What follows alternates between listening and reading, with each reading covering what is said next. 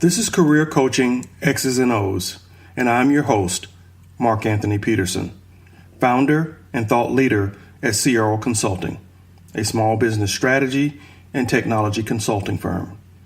A small part of our practice is executive coaching. These episodes are the summations of some of those sessions. Today's episode, the 5 career takeaways from Alabama's SEC Championship. I know what you're thinking. Yes, Mark, you call the show Career Coaching X's and O's because you love sports and you also love comparing sports to corporate America. Absolutely. And there are times when a sporting event or a player provides us with a moment that can be inspiring, motivating, and instructional both on and off the field. And that's what happened last Saturday during the Southeastern Conference Championship game between the Alabama Crimson Tide and the Georgia Bulldogs. For those who don't follow the sport, the SEC, or the Southeastern Conference, is the most elite conference in college football. And Alabama is at the top of that pyramid. They would be considered the Patriots of college football. Annually at the top of the rankings, always in the hunt for the national championship. Well, this past Saturday, the Titan was almost down for the count. They were down by 2 touchdowns going into the third quarter to the Georgia Bulldogs, an upstart program headed by the former defensive coordinator of the Alabama Crimson Tide. So it was a family affair of sorts. But Alabama was not to be denied. The reason why this story is so special is because it started 1 year earlier when Alabama faced off against these same Georgia Bulldogs in the national championship game. Georgia looked like they were going to win a national championship. Georgia had led most of the game, and they seemed to have figured out how to stop Alabama's number 1 player, Jalen Hurts, the quarterback. The Alabama Crimson Tide coach Nick Saban did something that very few coaches were willing to do. Bench his starting quarterback who had amassed a record of 26-2 and had led his team to the national championship game. He benched him in favor of a freshman backup named Tagovailoa. Tua led the team to a national championship, heroically bringing the team back, throwing the winning touchdown on nearly the last play of the game. After that heroic performance, Tua battled and claimed the starting position going into the 2017-2018 season. Jalen Hurts, the starting quarterback, 26-2, was now on the bench behind Tua. In most situations like that, a talented quarterback like Jalen would demand to be played or demand a transfer. But he didn't. He decided to stay and do what was best for the team, coming in whenever Coach Saban needed him, even playing positions that weren't quarterback. Now, fast forward to this year's SEC championship game, and Tua is in the same situation Jalen had been in a year earlier in the national championship game, down to the Georgia Bulldogs, and seemingly those Bulldogs had figured him out. Again, Coach Saban did the unthinkable, pulled his star quarterback, who was averaging 40 points a game against all other competitors, and inserted Jalen Hurts. Going into that last quarter of play, the Tide was down by 7 points, and it looked like the Bulldogs still were going to pull out a victory. Hurts marched the team down the field and scored a touchdown to tie the game. And then on a subsequent series, marched the Tide right back down the field, and on a 10-yard scamper, scored the winning touchdown with less than a minute to go, clinching the SEC championship. A truly inspiring story. When you reflect on that game and on Jalen's performance, there are at least 5 takeaways that you can apply to your own career. The first takeaway is that character counts. Jalen stayed on the team, did not ask for a transfer. He didn't pout. He didn't disrupt the team chemistry. Instead, he played any position the coach asked and went in to clean up and do mop-up duty after the Tide had beaten most competitors into the ground. Some of you may not understand how much of a sacrifice that is. From being the face of the team, winning 26 games, being lauded by every sportscaster in the country, to going to being a backup on that team is devastating for an adult, let alone a college student. Now he's the face of a person who's lost their job. And no, he's not a professional athlete.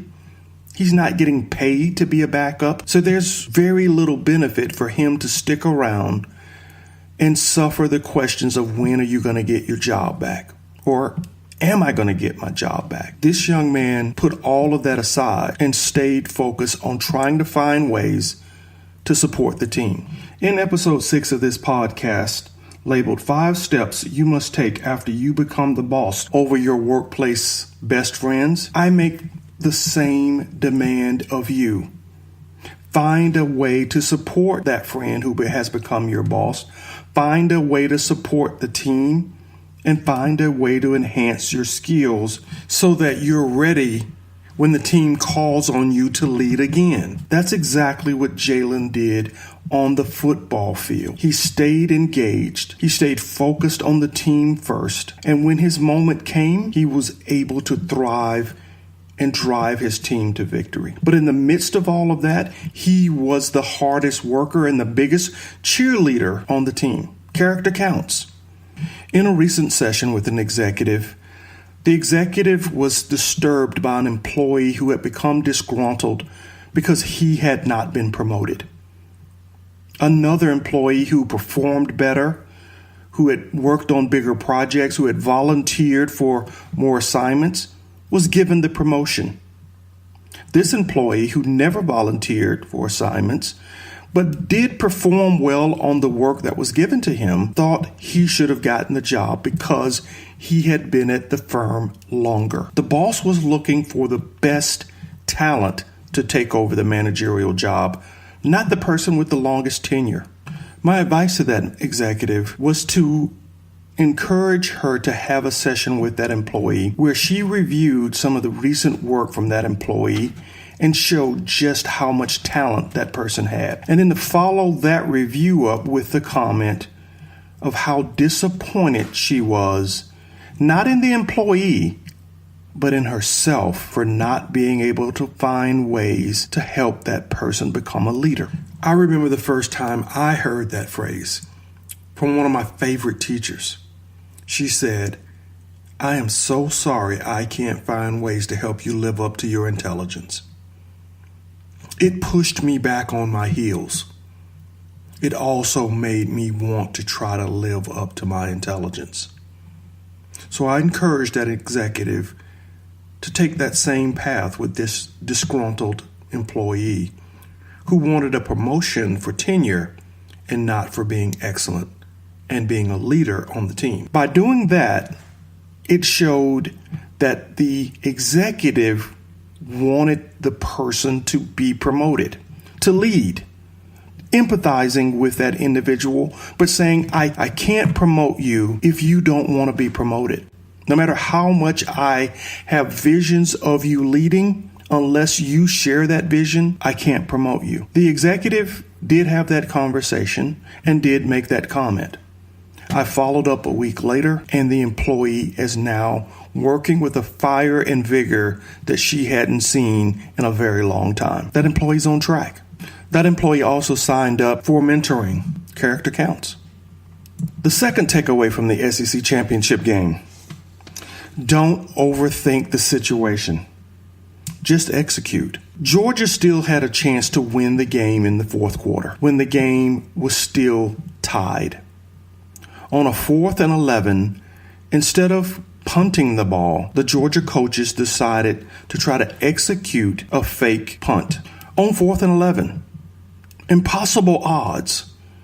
Very few teams pull off a fake punt when you only have 1 or 2 yards to go. But 11, they overthought that situation.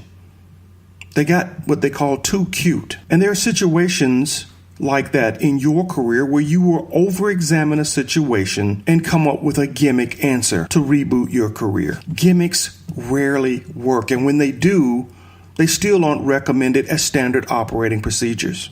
I've worked with a lot of sales guys over the years who always want a gimmick. They want that shiny object to help sell a product or service, usually a discount.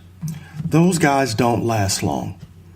But those that learn the service and learn the value proposition, that do their homework on the target market and understand why customers buy their solution, they're usually successful no matter where they are and what they're selling. Stephen Covey says that the best companies usually execute at the 75th percentile. A 75 is barely a passing grade. And the best companies are executing at that level. That tells me they're not overthinking the situation. They're doing the basics really well. Georgia just needed to execute the basics.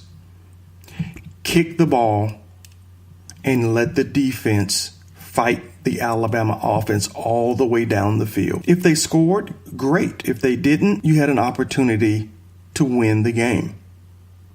Coming up with the gimmick gave Alabama a short field and a much easier path to scoring the winning touchdown. What's the third takeaway? The best leaders know when to follow. And that's Jalen's example.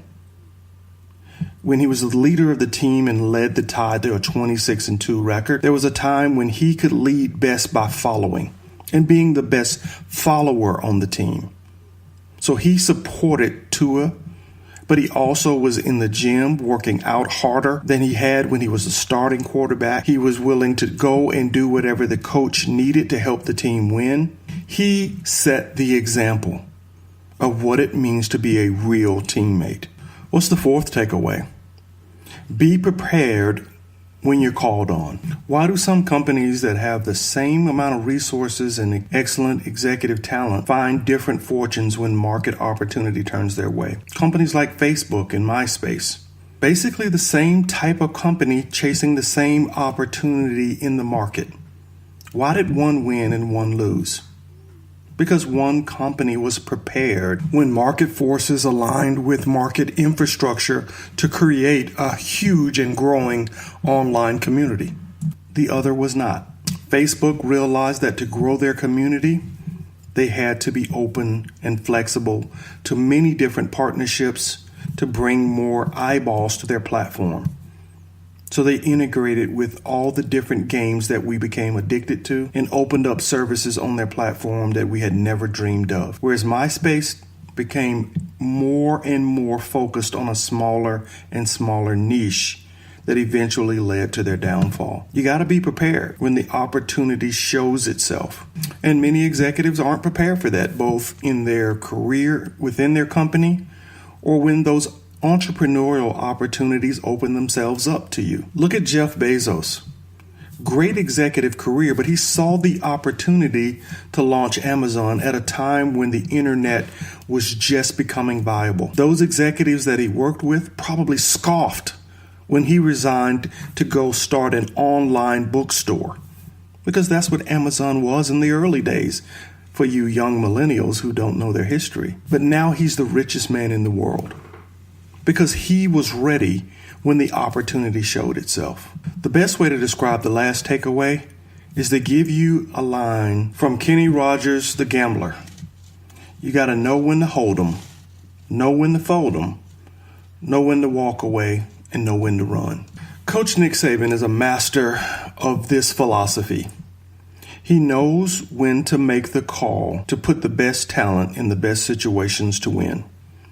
He knows when to fold on players who aren't best situated for that moment. And this has been a key takeaway that I've preached in almost every podcast. Your career should be a continuous SWOT analysis of every situation that you're facing, determining the strengths, the weaknesses, the opportunities, and the threats so that you can make the same determination of when to hold on and fight through the situation, and when to fold them and walk away or run from a bad situation.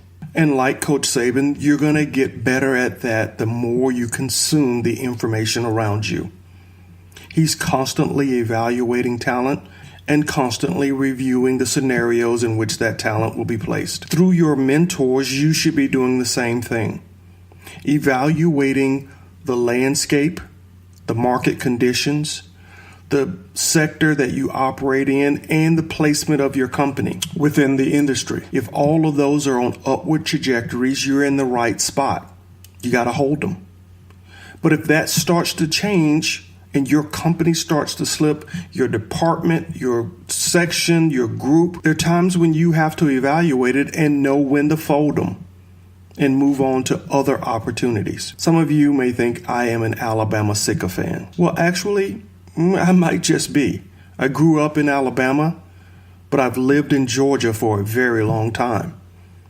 I root for both teams. And those lessons that I've laid out here are maybe some of the guideposts that can help the Bulldogs eventually overtake the juggernaut that is the Alabama Crimson Tide. I hope that these 5 takeaways have been important to you and have helped you size up both my love of the game and my love of helping executives keep and grow their careers. If you found this episode helpful, or if it even encouraged you to invest in a football package with DirecTV, please hit subscribe and like the show, and share this show with executives who are seeking the corner office.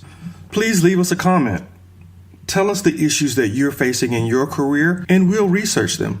And we may even make a podcast about it. If you need even more career support, find us on the web at Ceyero.com, Ceyero.com, or follow us on Twitter at Ceyero Consulting.